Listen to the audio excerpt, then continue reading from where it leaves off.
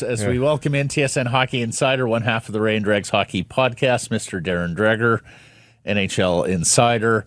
And it was sore throat for Pettersson on the weekend, is your information? I believe so. Yeah, like something like that. And I mean, I don't think that'd be much of a surprise, despite the speculation. So many guys got sick with some type of flu bug or whatever at the Four Nations, and maybe that's the lingering effects of that. But that was what I was told, was that it was nothing more than a sore throat. All right, Hughes and Demko, what are you hearing there? Well, positivity is what I'm getting. Quinn Hughes, had to be reasonably close for them to do what they did, the dance they did with the Vancouver Canucks and USA Hockey and all of that, for him to even be considered. So I'm going to list him as probable for Wednesday's game. So not absolutely a lock, but they like the way things have trended, and I think that he's really close to being good to go. And now Demko, he skated the other day, right? So that gives them a positive vibe. I believe they're scheduled to practice tomorrow being Tuesday. So best case scenario is likely in the next 10 days, give or take a day or two either side. So again, trending in the right direction. For anybody that was worried about the relationship between the Canucks and Hughes with regards to not having him fly back, I mean, there's redemption here, isn't it? The fact that he didn't play on the weekend, because he was sorely missed on the weekend. Canucks had no offensive push whatsoever without him. They needed him in their lineup, and he wasn't able to go for them. So, I think it all played out as it should have, no? Agreed. And I thought Quinn handled his media availability with class and honesty. And that's what we've grown accustomed to from the captain of the Vancouver Canucks, right? It was fair to question the restrictions and the rules around the roster at this event, right? I mean, and he did. And he didn't bury the NHL or the Players Association, just simply stated fact. You wonder if it would have made more sense to create a vehicle, an avenue where you could have extra players at the Four Nations if those players wanted to go. Now, the Players Association would say, yeah, but you just don't want to have to put a player in a position to say no. And most players are going to want to have the opportunity to play for their country. So anyway, that aside, if he were healthy enough to play, he would have played, right? I mean, if he were healthy enough when they had to make that call, at 5 o'clock Eastern, Monday, whatever the day was prior to the Four Nations face-off, then they would have made that call. But, the Vancouver Canucks didn't play the role of the heavy here. They just recognized what Quinn knew and what Team USA knew. So, and, given the restrictions and the rules that govern what it took for that player to actually get on the ice, it made sense for the Vancouver Canucks to basically step in and say, no, we need you to just stay put here with all the uncertainty. Tell us about that Kevin Lankinen extension, Dregs, because that thing seemingly came out of left field last week. It kind of did, and we've kept tabs on it. To be fair, and the last time we had this conversation, the messaging that I was getting from the agents involved here was that it was really pretty slow, dating back to mid-January, where they were having discussions, but it didn't seem like there were any progressive talks that led the agents to determine that, we're close on something here. But sometimes that's all it takes. And then about a day or two before they announced the 5-year extension, that was when it really picked up steam. So I think really what it is recognition by Patrick Allvin and the Vancouver Canucks. Okay, well, we're looking at all the comps here, and you can throw whatever one you want. Blackwood, Logan Thompson. I mean, go down the list.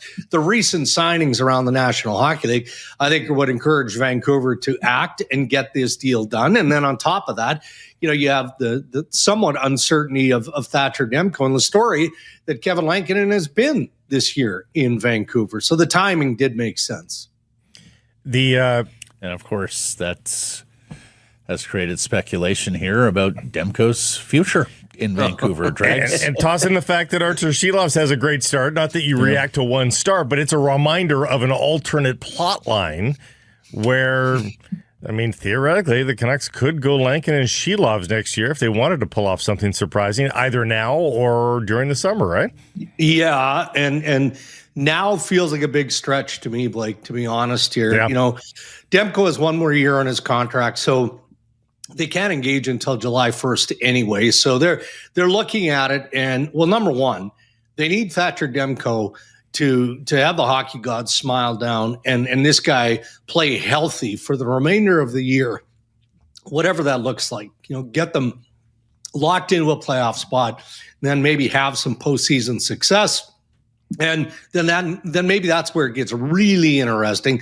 And the idea of trade maybe becomes more of a reality or an option at that point. Hey, if Demko's camp comes out and says, all right, well, we know what the injury list looks like, but he still tracks as this valuable a goaltender by NHL standards, and the Canucks don't like the numbers, okay, well, what are they going to do? If they're comfortable with Kevin Lankinen and Sheloffs or whatever their goaltending depth happens to be, then of course you entertain the possibility of trade. But I could be wrong on this. I don't think I'm wrong on this. I don't know how you entertain that between now and March 7th. There's too much at stake here for the Canucks. Okay, so like Carolina, Edmonton, a team looking to get over. Detroit, Columbus, a team looking to get in for the first time in a while. You don't see any big offers or offers coming from the market Yeah. I mean, I'm sure that the managers are calling. Why wouldn't you? Right? I mean, that's just part of everyday due diligence. But, I mean, as we learn every single year, all you got to do is qualify for the playoffs, and then who knows what happens after that. And this is an important year for the Vancouver Canucks. We've already talked about Elias Pettersson and what might shake down there moving forward into the offseason, all of that. Well, they're kind of stuck, but they still have, again, the playoffs as their primary focus. They're not looking to help the Edmonton Oilers or another team with an A-grade goaltender. And what does that offer look like for Alvin and company to even remotely consider making a trade like that? I mean, it would have to be mammoth, and it would probably come at the extent of costing a team key roster players, right? Key roster players from the team that they're trying to win with in the playoffs. So it doesn't add up to me. I mean, I've been wrong in the past, so maybe this one is one of those that's out there in left field, but I just don't see it. I think people recognize that is a storyline, but after back-to-back spectacular goaltending performances this weekend, they realize they've got cover right now. In two losses. Yeah. That's the other thing, too, right? And, in two losses. They've got cover there. Mm-hmm. Their biggest issue right now is, A, there's no number one center right now that's playing like a number one center, and B, if you got rid of the number one center that's masquerading as one right now, where are you going to get the next one? Because the UFA class has no such thing. The Vancouver Canucks must be tying themselves in knots right now, wondering how did they go from Pettersson, Miller, 100-point guys in the one and two center spots, to wondering what the future is for their top six. They're stuck, man, and in some respects are being crippled, by the Pettersson contract right now, and. Again, not to go into the mud with this guy, because I still have some level of belief in the hockey player that Elias Pettersson is capable of being. But until he gets there, he is literally damaging the Vancouver Canucks, because that $11.6 million cap hit is just too tough. You can't have those dollars invested and not get a top player playing for you. And that's unfortunately where they're at. And you laid it out beautifully, Blake. I mean, it's not like number one centers, number two centers are growing on trees somewhere around the arena. It's not that easy. And it is even more difficult in season to try and grab those assets via trade. Now, I do look at some of the clubs around the league, right? What is St. Louis going to do here? They've got some interesting pieces. We've talked about Braden Shen as a possibility with some clubs. He's got trade protection. He's a player who's on the other side of 30, but still has plenty of game and scoring ability left. Is he a number one? Probably not, but he'd be fine as a number two on a good team. So is there a fit like that? And I'm not suggesting that, Shen should be the player that they're chasing here. But keep in mind, Rick Tocchet and Craig Berube, in some respects, share the same brain. I mean, they're good. They're buddies, but they coach the same way. So there's no doubt they would have had conversations historically about what Braden Shen is and was in helping the Blues win the Stanley Cup in 2019. So for me, that's the kind of stuff that Patrick Allvin is probably trying to cultivate in any conversation. And maybe that does take you into the offseason where there's more flexibility and you've got a real hard look at teams who know that they have to renovate or they're trying to retool on the fly as well.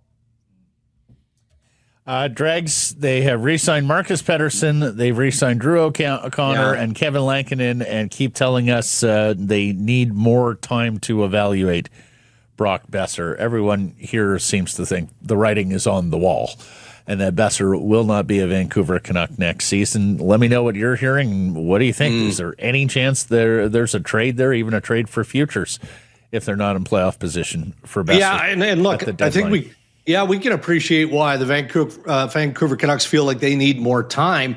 But you know what? Maybe Brock Boeser needs more time, right? I mean, that cuts both ways. He's a pending unrestricted free agent. We've talked on the show before about, okay, well, what about Rick Tocchet? You know, if Tocchet is back at head coach and they've got those answers, maybe that encourages Boeser to more actively engage.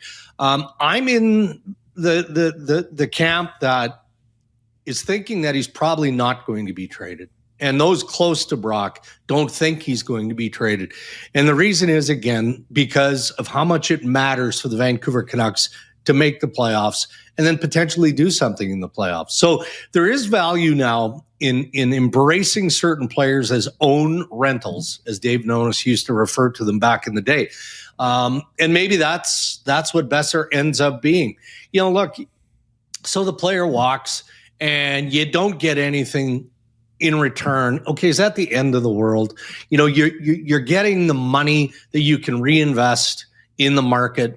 You know, you're hoping that Brock Boeser is going to give you the type of hockey that you need to make some noise in the Stanley Cup playoffs, all that. So I think there are a number of things that are being juggled, but those close to Boeser don't think that he's likely getting traded. That's a first-round pick, though, if you do trade him, isn't it? Probably. Yeah, I mean, based on, you know, Philadelphia is trying to get a first-round pick for Scott Laughton. I mean, they've told teams that. They told teams that, you know, probably in the offseason, right? So if you're getting, with all due respect to Scotty Laughton, who's a nice player and a high-character guy, I would think that, and then look at what we see at the deadline in years past in some of the prices that are paid for a player of Brock Boeser's quality. So, yeah, if someone lobs a decent first-round pick, then there's a tough decision that Patrick Allvin is going to have to make. Marvelous stuff, Darren. One more of these before we do it for real on March 7th. I'm looking forward to it, my man. Thank you for this. Until next week. Okay, guys, have a great week.